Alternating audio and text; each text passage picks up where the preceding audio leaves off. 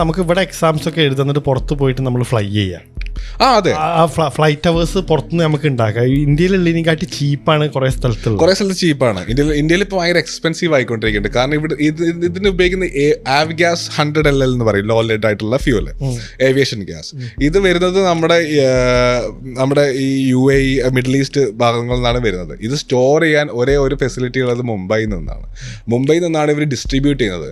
ഈ ഒരു പ്രോസസ്സ് ഇങ്ങനെ വരുന്നതുകൊണ്ട് തന്നെ ഇത് ഭയങ്കര എക്സ്പെൻസീവ് ആയി മാറി. അതുകൊണ്ട് നമുക്കിവിടെ സത്യം പറഞ്ഞാൽ നല്ല എക്സ്പെൻസീവ് ആയി.